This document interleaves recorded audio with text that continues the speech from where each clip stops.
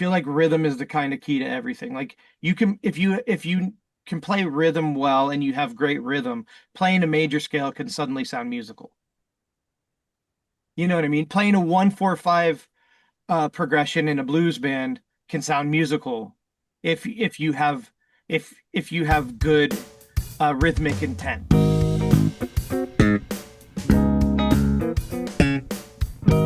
Hi, and welcome to ForBassPlayersOnly.com. I'm John Liebman, and I help people over 50 who want to play bass and finally have some fun with it. Great interview this week, Kevin Freeby, outstanding bassist. We're going to get to that in just a second. But speaking of bass, if you've ever wanted to learn bass, you should know that right now there are thousands of people inside the For Bass Players Only community, men and women in their 50s, 60s, 70s, even in their 80s. And you know what they're doing? They're learning bass. They're having the time of their life playing music that they love.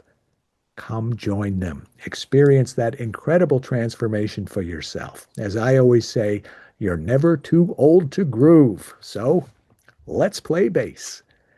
Kevin Freeby is an electric bassist, writer, arranger, and teacher based in Southern California. As the resident instructor at Bass San Diego, where he used to work, Kevin has performed around the world as a sideman, and he's taught in the San Diego area for nearly 2 decades. And he's worked with a long list of incredible musicians: Carl Denson, Jason Mraz, Marco Miniman, Virgil Donati, the Billy Preston Band, Mike Pope. I just interviewed him a couple weeks ago, or was it last week? Derek Sherinian, Tony McAlpine. These days, Kevin's been developing a social media following on Instagram and YouTube from his virtuosic technique, videos, and unique arrangements of popular tunes. Great interview. You're going to enjoy it. Here is my interview with Kevin. Hi, Kevin. Welcome to For Bass Players Only. It's great to have you aboard. Oh, thank you so much. I'm honored to be here. Yes, I mentioned before we were recording, I just happened to be on Facebook and I saw your picture and it referred to you as a person I may know. So I started to read up about you and all the things that you've done and all the people that you played with. I said, wow, I would like to know this person. So uh, I'm sure, just from what I read, I'm confident that the followers of For Bass Players Only would be very interested in hearing you tell your story. I know you're in California, but let's go all the way back to the beginning and tell me how you would describe your musical upbringing, the early days, your initial exposure to music, what attracted you to the bass. Did you come from a musical family? Did your parents take you to concerts? Did you have brothers and sisters with records playing in the next room that influenced you? How did all that, what was all that like? Um, I wouldn't say that I came from a musical family. I would love to say that. However, my uncle was a French horn player for the San Diego Symphony. Cool. But that was really kind of the only musician in like that part of the family. Like my dad wasn't a musician or anything like that. Um, what did happen is kind of an interesting story. I'll keep it brief. Is at one point my father kind of wanted to like bring the kids together because we were kind of a Brady Bunch sort of thing where it was like it was a second marriage and it was kids that he wanted to build connection between us. And so he tried to start kind of a family band sort of thing. Tried to. Yeah, yeah, the keywords tried. So he got like a bunch of instruments. Like we were like 7 years old ish, eight. And tried to get us like playing together and stuff like that. And my original instrument back then would have been keyboards, but I don't want to make it sound like I wasn't a well-studied keyboardist who's been doing it since I was 3 or anything. It was like something we did, and he'd get us lessons, but it wasn't like obviously serious, but it did build a connection between the siblings. Um, but I was kind of the only person that stuck with it, and I ended up jumping from keyboards to big surprise drums, as most bass players. Um, and so I went to drums, because once the newness wore off between all of us, A lot of them didn't even touch an instrument, so I got to play every instrument that I wanted, you know. Um, What else did your dad get for you? What there was keyboards, drums, what else was there? for the drums and guitar mainly. There wasn't, like I said, it wasn't the most musical family in the world. So it's not like, oh, we got to fill out the bass and we got to, that it was kind of just the main things that most people who aren't maybe musical kind of notice. Like it's kind of like when you play gigs and people come up to you on a gig and they're like, what kind of guitar is that? You're like, well, Yeah. bass. You know the routine. Yes. Um, so after that, I kind of stuck with the drums for a while and I started taking lessons and actually worked on that. And then one day, kind of a weird story, basically, um, there was like a customer of my dad's. My dad was a painting contractor and he was doing like some residential stuff. Um, and somebody owed him money and didn't have the money, and so they gave him a bass. And that's how a bass literally fell into my lap. Um, Was it like a pre-CBS, Fender P bass worth like $6,000 or something? I wish it was a Federa. No, I'm just joking. I'm kidding. I wish, right? No, it was a. I wish I still had it. It was an Ibanez P-Bass knockoff. Nice. Um, I believe they, I believe it was called a Blazer. It was like the Roadstar line. So it looked, I mean, it was red with a white pick guard maple fingerboard. And it's after they had changed the headstock. It wasn't one of the. I believe they had one for a while that had a headstock that was like some sort of copyright thing or patent with Fender, and they got into Yeah. it. It was just after that because it was a new headstock. And I just picked the thing up and I could get away with practicing at any hour, which was huge because with drums you can't do that. And I just kind of fell in love with it. And of course, when by this time I'm kind of in junior high, and you're finding your friends that maybe play music too, and so on and so forth, and everybody always needed a bass player, Hmm. you know. And so I just kind of naturally fell into it. Um, and then I mean I started playing just like with original bands and things like that, in junior high and high school. What were you listening to? Did you start listening to music differently once you discovered the bass? And did you have any bass heroes, bass influences? Yeah, so this would have been mid 90s. So what was really cool is there were some great bands back then on the radio that had great bass players. I was a young teenager at the time, so I would love to tell you the same story that a lot of these great bass players have. I didn't I didn't get to know it all through like James Jamerson. I came back to that later. Sure. I mean, the guys that caught my ear right away because they were on the radio and you could hear the bass real well were guys like Les Claypool or Flea. And then I started reading, the trade mags, and all of a sudden they start mentioning this name and this name and this name, which were all obviously James Jamerson, Jaco Pastorius, Stanley Clark, and you go, oh, who are these guys? And then all of a sudden your mind just explodes. You're like, oh wow, this is the stuff right here. And I was working in a music store. I won't mention any names because I was there under the table. So um But I you was, were in California all this time. Is that where you were born and grew up? yeah, yeah, born and raised. And so I was working at a local like family owned music store, and I would work there under the table. Um and I mean, because I was only 14 or 15. I didn't come from a situation where there was a ton of dough. So I mean, I was out if I wanted to buy a new piece of gear, I had to earn it myself. Sure. Um and what happened is that owner, he was really good to me. He worked me to death, but he was really good to me.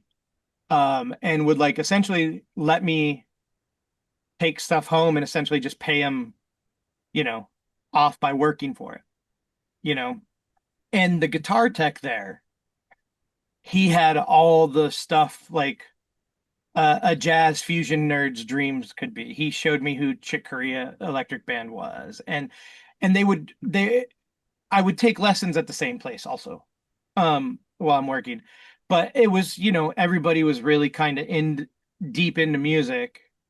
Um, and they were like, thankfully, were really willing to like nurture me and like to expose me to all this amazing music. And so, you know, but I was so green and so like kind of new to it at the time that when he gave me the Chick Corea Electric Band album, it was, what is the one? It's not Beneath the Mask.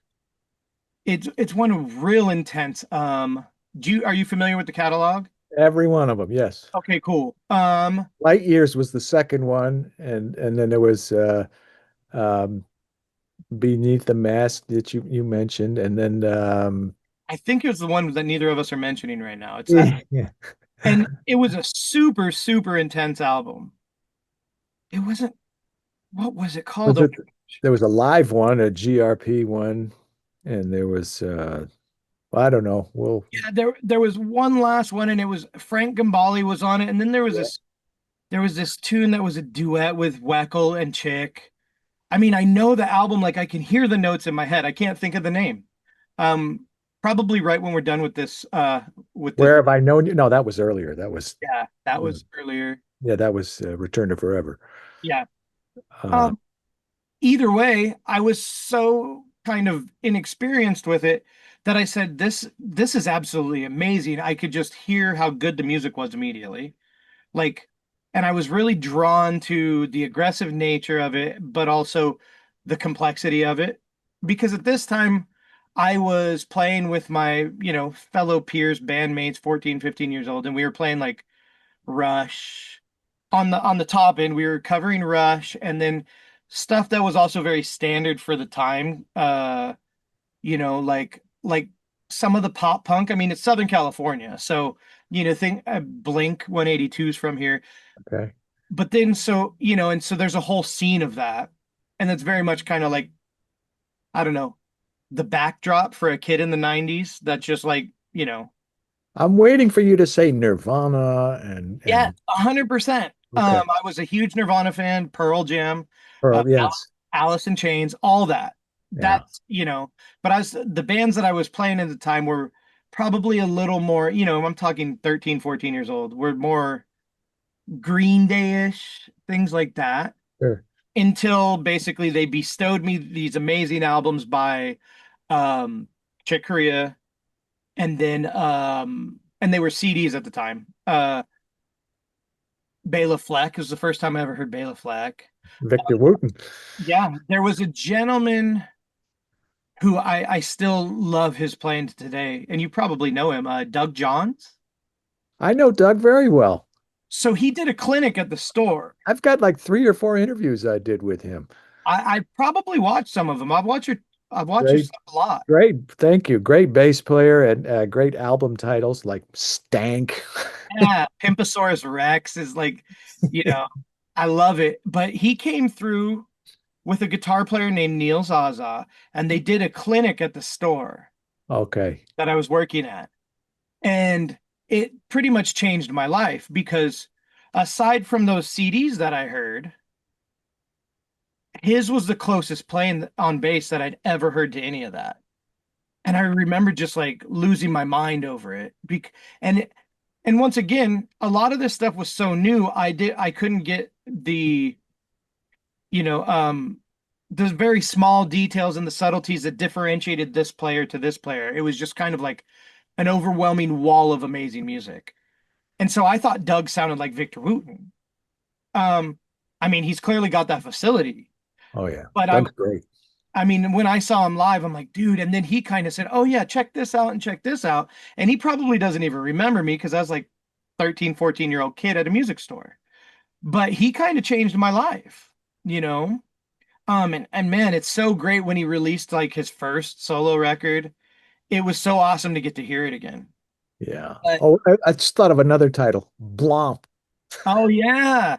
I Yeah, said, how'd you come up with that? He says, it's like Blomp. I said, right. okay, that works. Yeah. And I mean, they're great. And you're like, why didn't I think of that? And yet he's just like, yeah, it's just this. Yeah.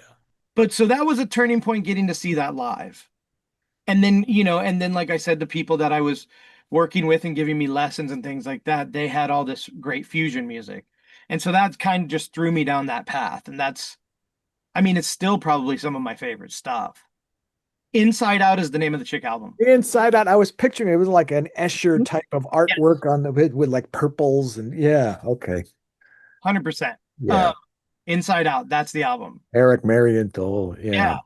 Yeah. And because I hadn't thought of the name, I didn't finish the story. Is they loaned me the CD and I listened to it like crazy. I give it back to the guitar tech at the store and I go, "This is amazing, but where's the bass?" Like, I heard that this dude's super amazing because my ears was used to hearing bass like low in a band, Yeah. like rock and grunge. And so I didn't realize that Petitucci, that stuff I thought was a guitar solo, Six string bass. was a bass solo. Yeah. And once he told me that, it was like, I want to do that. Like, oh my God, that's so amazing. I have to do that. And and so I just kind of kept going. Went to college here locally and went for music. I was a music major. So I was Um, asking. and I mean, to make the long story short, the more you play and the more you explore and the more people you try to meet, doors just kind of open. Who did you study with at school? Well, there's a teacher, Fred Benedetti. He's a classical. There's a guy named David Baker, not that one. Not the one from Indiana. I would have loved to say, yeah, not the one from Indiana, but there was another guy with the same name here. I mean, these were just like local college professors, you Was know? was his name Bert Turetsky? Ring a bell? Is that on your radar at all? Yeah, I know who he is, but I never was fortunate enough to study it. And I think Nathan East spent some time down there in Oh St. yeah, I play with his nephew Marcel East. I play with him quite a bit, doing like trio gigs. He plays piano and sings, and Cool. it's amazing. The whole family has that Nathan East gene. They're all like the nicest human beings you've ever met in the world, and there's just an inclination towards music, like because Marcel didn't grow up in their house. Is his name East also? Yeah, Marcel East. Um, he didn't grow up like he's Nathan's nephew, so it's not like he grew up in his household. Um, but there's a natural aptitude for music. James East, Nathan's brother, is a fellow bass player on the scene down here. Yeah. Once again, super great guy, super musically just inclined. Like, it's like a gene or something that they all have. I can't explain it. He's got a big family, a lot of brothers, and I think one or two sisters. I don't remember. I think there's like eight kids in Nathan's Yeah. family or something. I just interviewed him and his son together. Oh, wow. That's great. I'm gonna have to check that out. Yeah, you won't have to go very far back. It's probably still on the interviews homepage. But I said, "Hey, we got to do this album. I know you're proud of your son," and we set up the time. And he shows up to the interview, and he's got his son with him. I said, "Oh my God, this is great!" So I got to interview both of them at the same time. That was only like a month or so ago. Okay, I'll have to check that out for sure. Check it out. His son's name is Noah. Oh yeah, yeah, yeah. Noah I think I, East. I think I met him just passing at Nam, sort of thing. Yeah. Um, but yeah, so James down here, he's kind of a working bassist in the same scene, you know. Think I met him once. So let's fast forward a few years. Okay. How did all this discovery and this appreciation for music and bass and everything else that you're describing, how did that morph into a career in music for you? That's a good question. Um, I was definitely pretty driven. Um, but I also took it took me a little while to figure it out, to be honest. It wasn't until like towards the end of school. Um, and in all honesty, a mutual friend recommended me because I was playing in like some local, like more progressive original stuff. I played a lot of original music early on. And then somebody recommended me they knew like Virgil Donati, like somebody, like a friend of a friend of a friend, and they just thought they'd heard me play and thought that my skill level matched his skill level, which was wow, a lot. Um, I don't think it did or it does, but thankfully, I got the chance to play with Virgil. And he called me up and said, "Hey, I was recommended." And it was like it was kind of like one of those dream come true scenarios because I've always been very much into m music that is similar to that. I like the stuff that's notey and complex and all that. I mean, I love all music, but if you were to ask, I mean, I like electric jazz basically and fusion. So you like Dream Theater, I'm guessing. Yeah, yeah. I mean, hence, that's the keyboardist Derek Sherinian was Yeah. actually in Virgil's band. I mean, the band was Planet X at the time, and that I was actually interviewed Derek, even though he's not a bass player, right. because he had come out with an album a few years ago and he had like 100 different bass players on it or something. So that was an interesting interview. That was, wow, that was a while ago. So Yeah, that's interesting. yeah, he does that. I think thankfully, I didn't know of. I got to step in. I mean, essentially, the shoes were before me were Tom Kennedy and Dave LaRue. Um, if I'm being honest, I didn't know who Tom Kennedy was prior to that. And I got to see them before Virgil and I connected.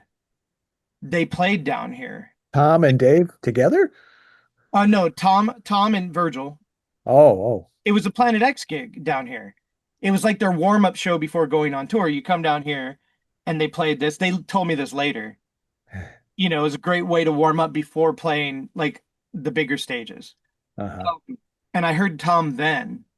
And then I found out who he was, and good Lord, he's so amazing. Oh, yes. Electric and upright. He's incredible. And so it was harder to come across this information back then. This is like '01, you Yeah. know. So you couldn't just jump on YouTube and find, a catalog of everything. And I'm really glad that I didn't because, you know, it was those if I had to hear that at that age again and that much of Tom's playing, I mean it would be intimidating for sure. So it kind of worked in my favor that I didn't hear a whole lot. And then, once you hear somebody's name, I'm like, I heard this great bass player named Tom Kennedy. Um, and at that time, I was teaching at a bass store called Bass Alone. It was one of the first all bass boutique stores. I don't know if you know it, but Oh, I'm not familiar with that. okay. And this guy just loaded me up. He's like, "Oh yeah, you got to check out this album, this album." And so then I found out who Tom Kennedy was, but I didn't know his name when he played down here with Planet X. I just knew this really amazing bass player. And so I later found out who he was. And You then know who he's really good buddies with? who? Dave Weckl. Oh yeah, all those albums, right? Well, I think they grew up together. Yeah. I mean, Kansas City, I think, something like that. something. But I will say is I'm really glad that I didn't know who he was because like I said, intimidating. I mean, I was 21 at the time. Um and and then once I found out who he was, I went deep, but I didn't know who it was when I saw him with Planet X.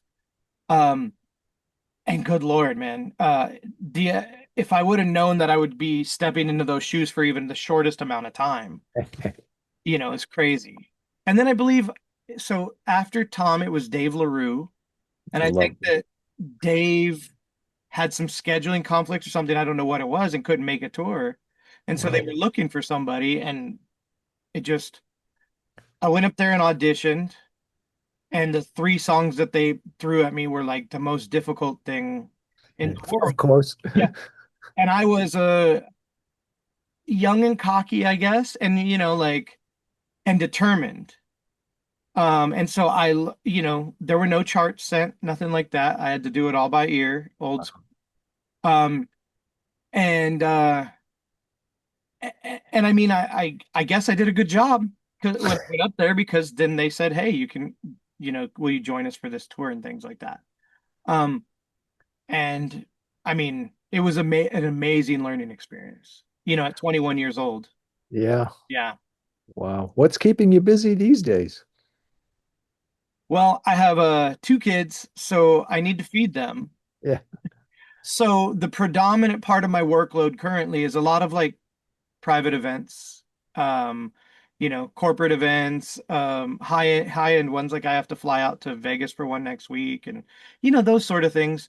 High end private corporate events and weddings. And then when I'm not doing that, I just got done. I was in Palm Springs last night for a jazz quartet. That was fun. It was um these guys, Alex Civarelli on guitar, who's amazing. Vibraphones. Hmm. Ian Harlan on vibraphones, Zach Nager from Carl Denson's band and Grey Boy All Stars, um, and then myself on bass. So I'm trying to squeeze in jazz as much as I possibly can because, once again, that's kind of the music that speaks to me the most. But in order to pay the bills, I'm doing a lot of pop and top 40 and things like that. You mentioned a classical teacher at San Diego when you were in college there. Do you ever have you ever played upright? I did a little bit. I have a problems with my right hand. I have a what's called focal dystonia. Sure. You familiar?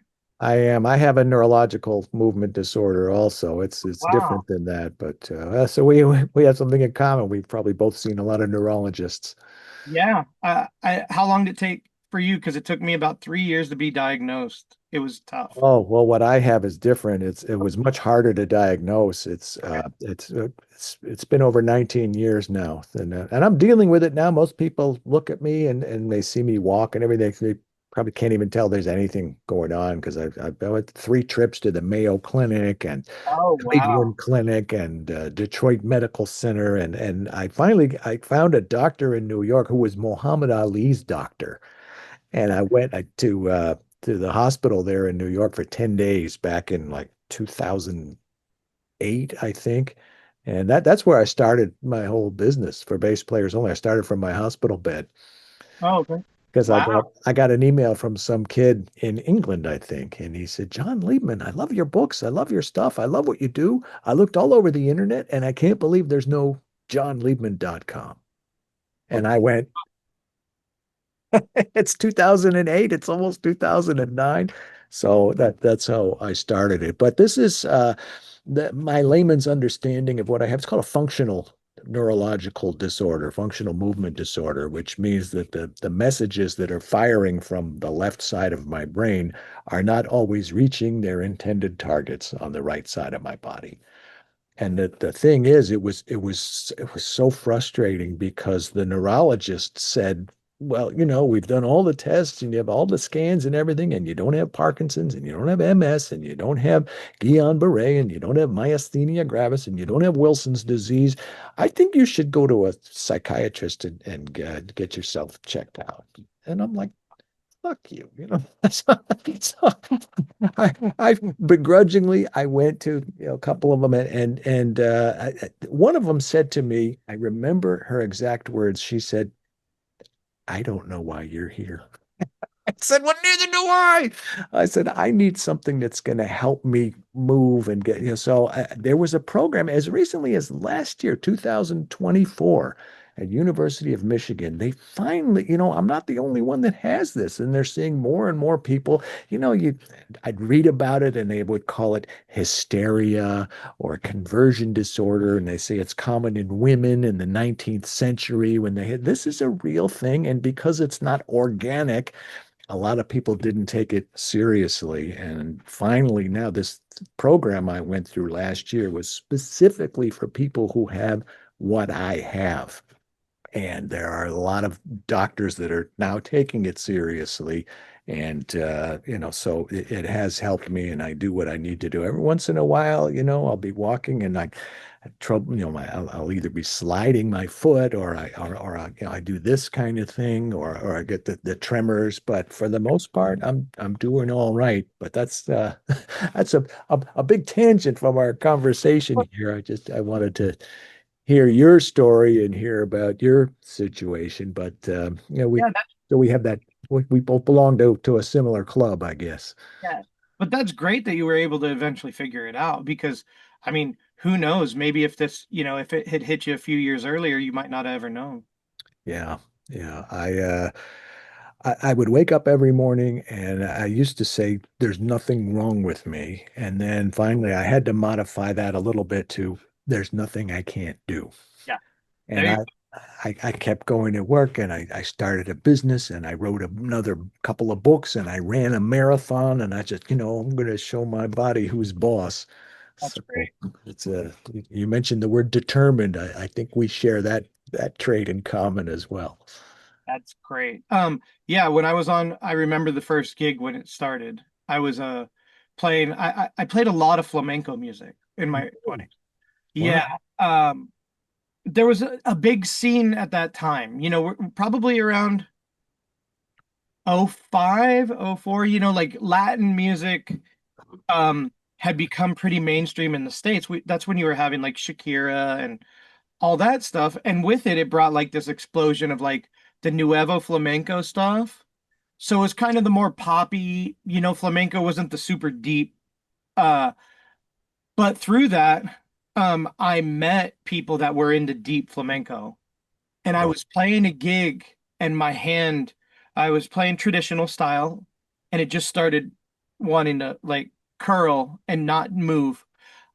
Slowly but surely, it just felt a little sluggish and it felt a little fatigued. yeah. And the more I'd play, and the worse it got. Um, and with the flamenco stuff, it's so technically demanding. Yeah. Um, that you know, it started getting worse and worse fast.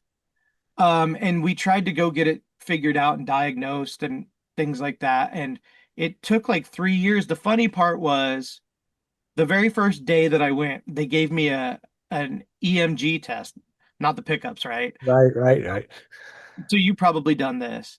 And Um, the tech for the EMG test said, she goes, I'm not a doctor, so I can't diagnose this. She goes, but I've seen this before. You have dystonia. And 3 years later, a doctor finally confirmed what she said the very first day. Um, so that pretty much took me out of playing upright. That's full circle back. you're still able to play electric though, for the Yeah, most part. I had to completely change my technique. Yeah. And thankfully, what happened is at that music store that I was teaching at, um, a gentleman by the name of Dominique Di Piazza Oh yeah. came to town, and while he was here, he was in Southern California, and he'd kind of retired from bass for a while, but I was really that John McLaughlin album that he played on was Yeah, I know him. I interviewed him. yes, he used his thumb and index finger, Yeah, he's got a very unique right hand style. and so this was before I was diagnosed and before I'd even seen any problems. So when those problems with my hand crept up, I thought of Dominique and I was like, well, let me try this because I was working at the time. I mean, I was doing a lot of gigs and that was all of my income. So I didn't want to lose, the gig, any gigs, Um, and so I started trying to make the switch. Um, and it took, and thankfully I was able to make the switch and worked. I was determined like you and worked really hard. And so, I mean, that's the way I play now is thumb and index finger. Um, and that honestly saved my career. So like I had, meeting Dominique was huge, you know. Yeah, I Um, can. He's really interesting to watch and to listen to. yeah. And but you can't use thumb and index finger on an upright, I don't think. So it was super my technique was so limited that I just had You never you can come up with your own technique. There are people that do things that I interviewed a renowned classical player named Francois Rabauf. okay. And he's famous for his bowings and all that stuff. But he told me he was describing his left hand technique on the upright, and he said he was on the beach one day and he saw a crab walk by in the sand, and he was just looking at it and just marveling at the symmetry and the consistency of the way that all the appendages moved. And he got the idea, why can't we do something like that on the bass? And he came up with some kind of crab technique. I've got students that have had shoulder surgery. I've had students that have all kinds of physical issues. Mhm. And in more cases than not, from what I've seen, they've been able to find a workaround where they position their hand differently, or they hold their bass differently, or and even people I've been told, Dr. Randall Kurtz is he's a chiropractor, an acupuncturist, and a bass player. Okay. And he did a lot with Megadeth, and he's got a Okay. career. But I've interviewed him a couple of times, and he said, even people like Christian McBride, or I think he mentioned Victor Wooten also, they just have to modify their hand position or their arms from the so-called traditional technique in order to accommodate. We're built basically the same, but we're not all 100% the same. Mhm. And just on another tangent here, I remember back in the 80s watching the Lewis Johnson video on slapping the bass, and Great. he's telling people in the in the video, now what you want to do is take your left thumb and put it over the top of the neck, and this is how you do it. And I was brought up to think that is borderline criminal, you know. Right. But you know what? It works. He's doing it. So Dominic Piazza, who plays like that? Jocko, who played like that? The fingering for a major scale. He'd play Yeah. a major second, then another major second, and then we get, wow, that's quite a stretch. So the point is, yes, there are traditional techniques, and if you need to modify them or vary them, the end result is locking in with the drummer, making the music feel good, setting the foundation for the band. That's what we do as bass players. And, if you have to get there a different way, even slapping, if there, when there was nothing wrong with me, and there was my good buddy, Brad Russell, who Okay. he's a phenomenal player. And I'm showing him, hey, look at this lick I came up with. And he says, well, I wouldn't do it that way. I would do it this. It's fascinating. Even when I wrote my rock book, I approached Jack Cassidy from Jefferson Airplane and Hot Tuna. I wanted to endorse it, and he said, I looked at your book, and it's a great book, but I don't play that way. I play this way, So he was nice, and we have a friendly rapport, but he gave me a a plausible reason why it wasn't a good fit for him to endorse it. Abe Laboriel, actually, with my first book, with my slapping book, he said it wasn't quite how he would. Oh, he said go through it once, and then I forget what it was. It was like 30 years ago, but then he ended up endorsing the follow-up book to that, which was Oh, that's fingerstyle funk book, which he liked very much. So wow. I'm just making a point here. Everybody's different, and Brian Beller from the Aristocrats. Oh yeah. The last time I interviewed him, he said, you can learn Jocko lines or Jeff Berlin, anybody else. You're never going to sound like them. You're going to sound like your version of them. Yes. So be yourself. And when I saw, who was it? Stevie Wonder. Oh, Uh, uh, Nate uh, Watts. Nate Watts. Nate Watts, yes. Yeah. I saw him at a bass player live one time, and he says when you're given a part to play or you're given music to read, whatever, you got to deliver what's expected of you. But then he says, then sign it. I like to sign it. And I really like that. You're giving him what you're expected to give them, but you're putting in a little bit of yourself to the extent that it's appropriate. That So might be the best way I've ever heard that put. I love that. I like that too. Yeah. Sign. Perfect. Putting your fingerprint on it. Yeah. So tell me about your gear. Oh, cool. Yeah.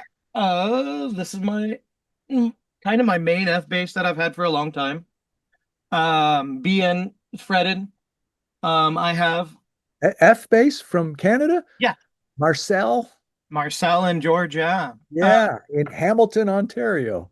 Yeah. I drove through that city once by accident. Oh, It's going from Detroit to Rochester, New York, oh, and where Eastman School of Music is. My brother was going there like 100 years ago, and this was before GPS and all that. I drove yeah. through Hamilton, Ontario. Oh, yeah. Um, I played when I toured with Planet X and Virgil and them. I actually at the time was playing a Fodera. Um, because for one, I when I did the deep dive on Tom Kennedy, and for two, they had one uh at the store that I was teaching at the boutique.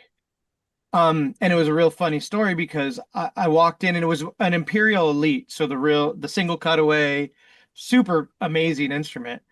But at the time, I hadn't been exposed to those sort of instruments before, and it was quite expensive for back then. Now it'd be a killer deal because they're so, prices have changed drastically. And I remember walking in to teach, and they just got the bass in, and it was on the wall, and I go, "There's no bass worth that amount of money. There's no, that's ridiculous." And and I'm talking. This is like once again like '01, so it was maybe 5,500 for an Imperial Elite, which now I think that's probably like a $13,000 instrument or something, or up. Um, and I made the mistake of picking it up off the wall and playing it. And then I had to figure out how to buy it Yeah. because I fell in love with it. Um, and so that kind of led me down the path. I eventually had to make me a six string, and these were, pretty big body heavy instruments. Talking about Federas? Yeah. And Yeah. I jumped back to them to set up the Right. F-bass thing. Right. Um, and I mean, the Federas were great. I mean, they're amazing instruments. I had a six string, and there were certain sounds at that time that I wanted. These things sounded amazing, but there was something that I was kind of searching for that I just wasn't getting. And maybe at that time I wasn't a big enough gear nerd. I didn't really get it because um and understand all the mechanics of it. I now know exactly what I want when I see a bass, but or if I could build my own bass, I know like to the T, almost probably problematically too much. Um, but I Can love, we go just very briefly on that tangent? yeah. What do you want? What do you expect? What you're talking about electronics and the Okay. neck and the action and the strings and the Yeah. bridge and all that. Yeah. So the fortunate thing was just like with the Federa, I was teaching at an all bass store. One of my students would later open up another all bass store after that store closed. So I've been surrounded by all these instruments for a really long time, and that Federa was the thing that got me thinking of like what are the components of a bass? Like and also one of the things we have here in San Diego is there's a company that we all know from way back called Carvin, Sure. now Kiesel. Diesel. Yeah. Yeah.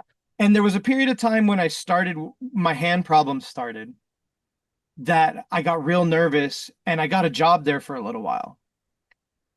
So I was teaching at the bass boutique store, um, part-time doing sales at Carvin. Um, and and then I was playing a Federa. Um, but you start kind of putting ingredients together. My Federa was a neck through, great, amazing instrument. I realized though I prefer the sound of a bolt-on. And this took me, I played that Federa for probably 10 years.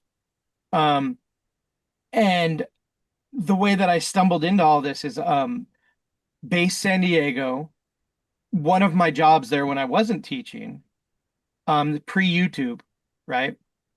They would give me every new bass that came through the door, and I have Pro Tools in my house in the studio that we're talking through. Wow. They'd hand it to me and say, take it home, record sound clips so people can hear it online and know what it sounds like. You know what a dream job that would be for so many people? Oh my God, it was awesome. So literally, I mean, I got to play everything. Um, You have to give them back afterwards, though. course. But that's a funny story is a stock F bass, the BN5. I mean, like the most stock, like, came through and I plugged it in. And also playability because of the dystonia. Playability is kind of a huge factor. I took that bass, I brought that bass home to plug in and record um, sound clips and examples. And I called them up. I go, we got to figure something out. This one's not coming back. So let's figure it out. And then what they did is they put me in touch with George at F-Bass. And at the time by that time I was fortunate enough to be an artist with Federa. Ah, And that carries a lot of weight, you know. And so, you know, George and I talked um and I really wanted this F-Bass. And when I say bone stock, I'm talking just plain maple board, plain maple neck, ash body, bolt on, only 22 frets, which is something I I I don't do. Like if we're talking about what do I like in an instrument, I'd prefer 24, maybe for the way I slap. I was thinking more earlier when you were talking about the six string bass and the upper range. I would think you'd want at least two octaves on, even if it's a four string on the. Exactly.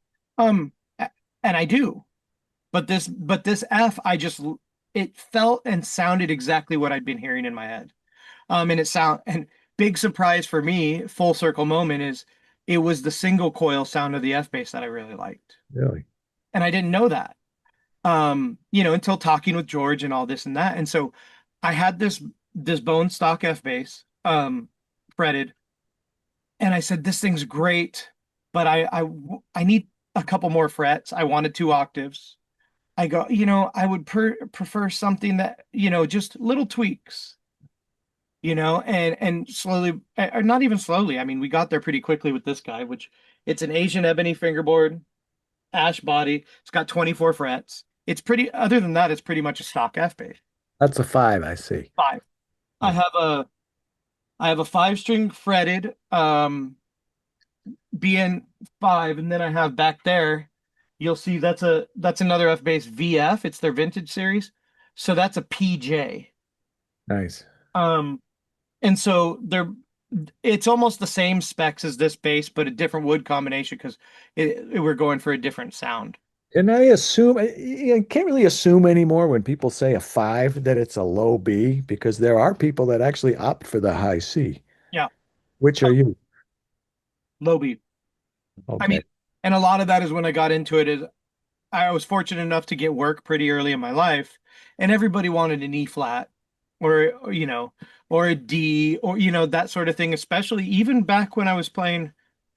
I haven't owned a four string since I was 15 because the store that I was working at, I bought one of the basses there. It was a Tobias. It was the Korean made Tobiases. Remember those? I have a couple to buy. So I have that same story. I walked into Rudy's on 48th Street in New York and played this five string and absolutely fell in love with it. And it's right over there. Oh, And then I had Mike, but this is before MTD. This was Mike Tobias. yeah, And yeah, yeah. then he built me a five string fretless. And I had to wait for that one because he was building it to display at the NAMM show. Oh, wow. Got it after that, and I just love both of them, and I love Mike personally, and now Daniel I've gotten to know too. But they make such a great instrument. Oh, Sorry they to make, interrupt. Go ahead. You just got me excited. That's all. of course, gear. Where all those, I can sit here and talk gear with you for way too long. Um, so I got a five string when I was 15. So I feel actually really strange on a four string. Like there's not enough neck. I'm resting my thumb, you rest your hand on the B string, you get used to these little things. Yeah. So I have this fretted five F bass, that fretted five F bass. And then I have a fretless five F bass over here. And then I have a fretted six F bass. Ah, okay. Um, and then to be redundant, I have another fretless five F bass, but that one's a solid body. This one is the classic over here. Do you know that? So it's a hollow body. It was the AC classic for a Linkaron. Oh, okay. So this one's got the black tape wound strings. It's hollow. It's as close as I can find to an upright sound without a real upright. And that's been the goal because since my right hand is the way it is, I love that sound. Yeah. That really organic sound. If I could, and maybe I should take your advice and get more determined and create a technique that allows me to play the upright better. But I just stuck with this because I'm like, I am where I am with the right hand issues. Uh, Sure. and so I'm going to figure that out. So, I yeah, just have to interject. If you do go that route, just do what your body feels like it wants you to do and not anything that it's telling you, hey, don't do that. okay. Yeah, And I'm not a doctor and I'm not qualified to dispense any medical advice. I'm talking to the audience right now. So I don't want that responsibility or that liability. what's funny about that is that's pretty much what every doctor will tell you is well, wait a minute, why are you sitting in this weird thing? Why'd you manipulate yourself into this unnatural position? Yeah. And so there's so many things where, you know, like you said, I tell this to all my students is we're mostly similar, pretty much like you said. But there are big differences. I mean, I'm 5'11", 235 pounds. I'm going to hold a bass much differently than like one of my students who's, I don't know, a 19-year-old girl, you know, who's like 5'1" and weighs like 110 pounds. I mean, we're not going to hold the instrument the same. The instruments are going to feel completely different in our hands. So we have to kind of adapt to it, to what fits us. You Um, mentioned strings earlier. What kind of strings do you play on your basses? Dunlop. Oh, I've been playing Dunlop for, wow, probably 15 years. Before they created the Super Brights, oh, they had a set of strings, and this comes back to once again the dream job of working at the bass store. And whenever they get new products in, I'd be able to test them out and check them out and everything like that. And so I played the Dunlop strings initially, way back, and then I remember when they started the Super Brights. And I remember playing them, and I'd never played a set of like low tension strings, like lower tension strings. Um, and I fell in love with them immediately. Um, what about amps and effects and speakers, things like that? I've been with Bergantino for a long time. Oh, My first Bergantino rig was in '01 or '02, and it was the 322. Remember that? There's mm. two tens and a 12 in one cabinet. Does he have some Michigan connection, or am I I don't know. He's in Boston. okay? Well, They're- maybe I knew somebody from Michigan that yeah. had some kind of relationship or something. And I just got to ask you about pickups because you were telling me all the things that you like about a bass, and Oh, yeah. Well, in the F bases, they have their own pickups, so they make their own at the factory. I Um, didn't know. so yeah, so those are, and then I have another bass in the room. It's an old Fender, well, not an old one, to be fair. It's it's a five string. I don't play it too much because the F basses are just F basses, but I put that has Nordstrand pickups in it. I really like what Carrie does. Um, You might be interested in my interview with him that I did just a few months ago. Check that I'll check out. it out. I Yeah, like him. He's self-proclaimed mad scientist at his company. and he is. I mean, I'm using one of the things that I use is this guy right here. I absolutely love it. The Nordstrand Starlifter. Yeah. It sounds so good. Um, so I I really started to fall in love when I got that with preamps.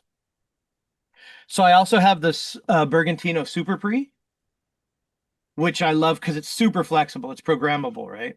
Are you Yeah. familiar with it? Not really, no. Okay, but it's a bigger version of the Starlifter and it's digital and you can save patches. Cool. Um, and you know, the Bergantino stuff, I haven't personally been able to kind of like get away from it. It sounds so good. Like, and it's comfortable now too. And I mean, they're such good people. I love hanging out with Jim and Holly. I got like one of their classic cabs back. I don't know if you could see it now. Okay, wrong way. I have their vintage cab back there, and then I already have in my car for my gig later is their standard kind of like 210. Um, and then the preamp. I do a lot of in-ear gigs these days. So having just preamps and using those like for the house. Um, Yeah. to run. And then I got a hold of what's sitting right here recently, um, the Dark Glass Anagram. Have you heard of that? I've heard of Dark Glass. Yeah. Um, it's the Anagram and it's their preamp, but also it's a multi-effects unit, but it's a modeler, and like, but just for bass, and they nailed it. Um, you know, and I'm not gonna lie, I plug into it almost every time I play. Um, because I don't have to use it strictly as a preamp, so I can use it just as a multi effects, and then I plug it in through my Bergantino rig, and everything's great. Um, and if I'm going direct though, like for a fly date, because I do those here and there. I mean, it's this big, and I can take it with me, and I have a preamp and a multi effects unit, and the amp models are really good. Like you remember when the amp modeling first came out, it's like oh, like what was that like I don't know, 15 years ago, like a pod, like a Line 6 pod. The very beginning. I mean, a lot of their stuff, everything got way better. But that stuff was kind of like, you know, and now like this one has the preamp Noble, very I famous tube pre that everybody's using. kind of. Sorry, you asked me about gear. Now we're in the deep Well, waters, no, right?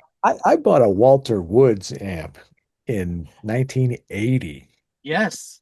Oh, when I told my mother how much I paid for it, she was not happy. But I made my money back many times over. Can I But because that was the first one, and then Galley and Kruger kind of, but now Aguilar, there's all kinds of small amps that don't weigh anything that sound great, and it's amazing. We used to joke, we used to say Walter Woods is coming out with an 18-inch speaker that's this big. may I I ask how much that Walter Woods was back then? Do I you think remember? it was $800. Yeah. I had a Walter Woods as well. Really? I went to his house once. He lived, well, actually, no, it Same. was Palm further north than you. Palm Springs. Is that where it was? Do you, Yeah, is he okay? Is he still alive? Nobody seems to know what happened to him. same. I was going to ask you. I know he had some health issues, and then I called him one time, and his voicemail greeting said, "This is Walter. Now's the time. I'm back. I'm okay." But that was probably 20 years ago. 20. I don't. Yeah. I Well, need to move on, Kevin, to my sorry. next question because I'm keeping you a long time here, Fine. but I gotta ask you because I think you'd be able to provide a very interesting perspective. ForBassPlayersOnly.com is really a bass instruction site, and most of the people that I attract are mostly men, and we get a fair bit of women now, but people in their 50s, 60s, 70s. I've got students in their 80s, which is awesome. And they're not trying to do what you and I have done, playing professionally. They don't want to tour the world playing sold out arenas to their adoring fans. They want to play some classic rock riffs with their buddies. They want to play some blues shuffles. Maybe they want to play a little funk R&B. Some of them are into walking bass, maybe even slapping. And uh, getting back to the medical part of our conversation, when you get to be in your 60s, 70s, 80s, a lot of times things like arthritis, tendonitis, shoulder, all that stuff happens. So I'm telling you all that to give you some context because I want to ask you what advice you could impart to somebody like that who wants to learn bass. What should they be thinking about? What kind of goals should they have, or anything at all along those lines? On the technical side, rhythm, work on rhythm. Um, on the non-technical side, have fun, you know, because there have been times, at least for me, where it wasn't fun, it was work. And I feel like that's when things like ailments kind of creep in. Like when you're forcing things that maybe you feel you have to do instead of you enjoy to do. But and so that's just from like an overall approach. And then the technical approach would be study rhythm. Can As you elaborate on that a little bit on the rhythm part? yeah, well, I mean, you can take any chord progression, and any pitch collection and play it, but if it's not played with, with rhythmic accuracy or and then it doesn't groove, you might as well, you don't. I feel like it's kind of the key to everything. I feel like rhythm is the kind of key to everything. Like you can if you can play rhythm well and you have great rhythm, playing a major scale can suddenly sound musical. You know what I mean? Playing a 1-4-5 progression in a blues band can sound musical if you have if you have good rhythmic intent, you know. And so that's always kind of my main thing is whether you're playing finger style, tapping, slapping, it doesn't matter what the technique is, rhythm is the most important part of the whole equation for me at least. I love hearing you say that because my whole thing is I make everything groove. Who says scales can't groove? Not me. Scales, arpeggios, chromatic runs, string crossing exercises, make them groove. It's a lot more fun than, you must have seen so many videos of these bass teachers. Okay, first I want you to go, and they just do like ba da da da da da da da da da da da da da da. Good. Now let's go down. Da, da, da, da, da, da, da, da, da, da, da, da. I mean, come on. Is that the best you got, man? Yeah.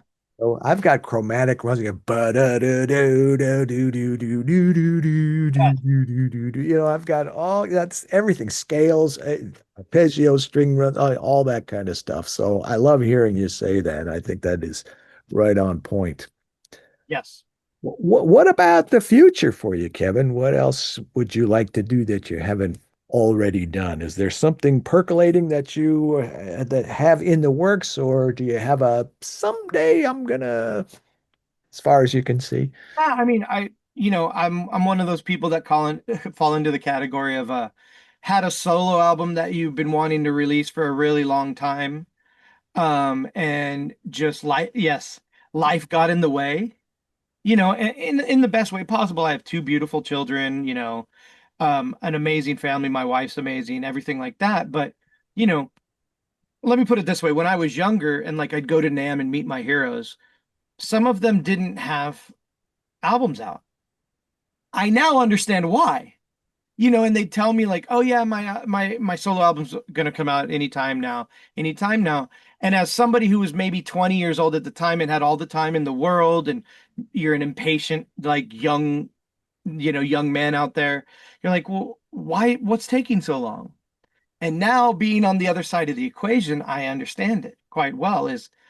You have a lot of, if I'm, making a living as a musician, I have to learn music constantly. You do traveling, you're always on a gig.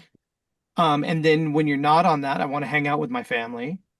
And then you're like, okay, well, how much time do I have left over to work on my original music and my original album? And so it's been delayed. I mean, I think I probably would have preferred to have released it probably like 10 years ago. But it'll be soon now, thankfully, home studio. I'm putting it as more of a priority. The kids are older, so they're autonomous. I mean, 15 and 13, so not quite, but once they get autonomous, I can write music all the time then. Yeah. You know, Well, that's great. Well, I'm going to hold you to that, and I invite you to return the favor and be we can be accountability partners. perfect. Let's do it. You do yours, I'll do mine. I've got the music, I've got the list of people I want on it. I went, yeah, just need the time and the everything else. I have one last question for you, Kevin. If you Perfect. can imagine, what would you be if you were not a bass player? Something outside of music. Something outside of music completely. You know, I've thought about this a few times in life. You know how it is.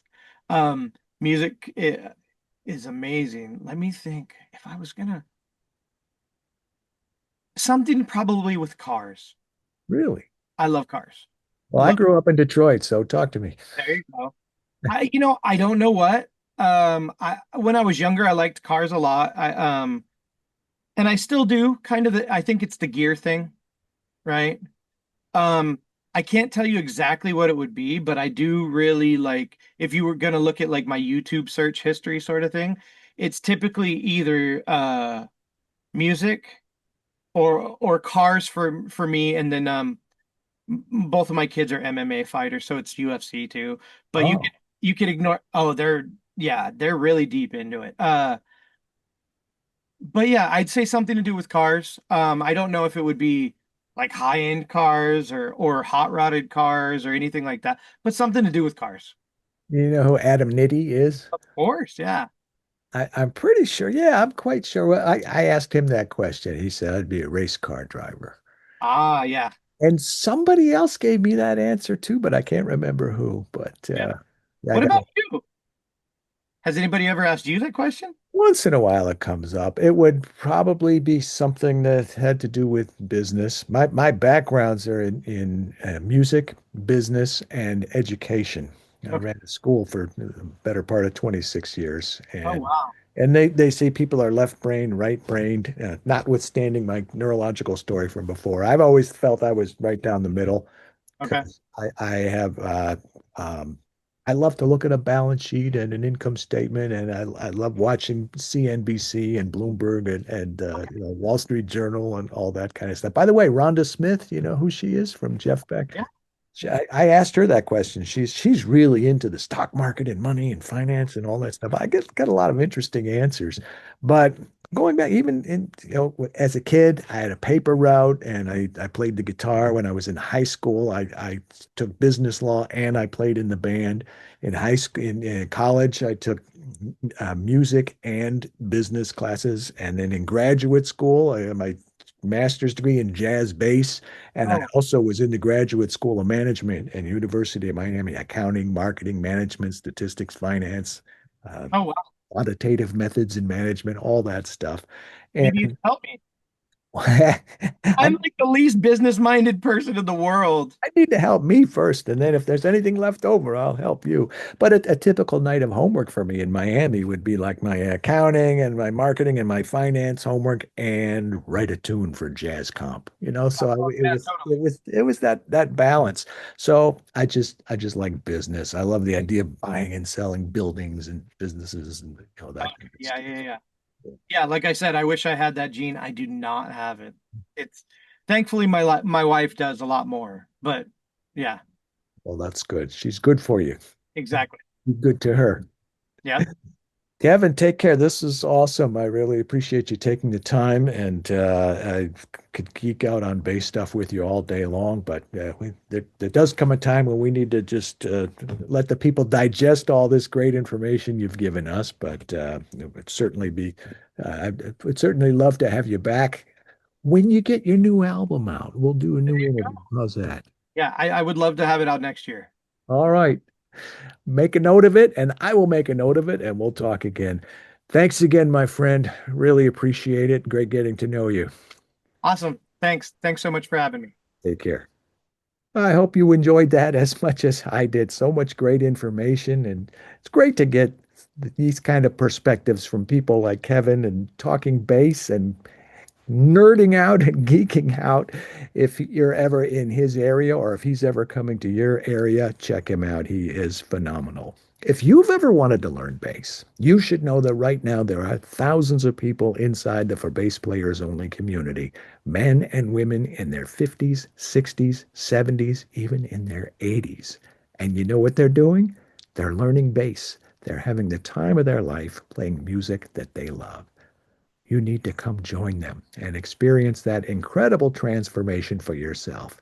As I always say, you're never too old to groove. I will see you back here next week, same time, same place, with another bass player interview. In the meantime, I'm John Liebman. Let's play bass.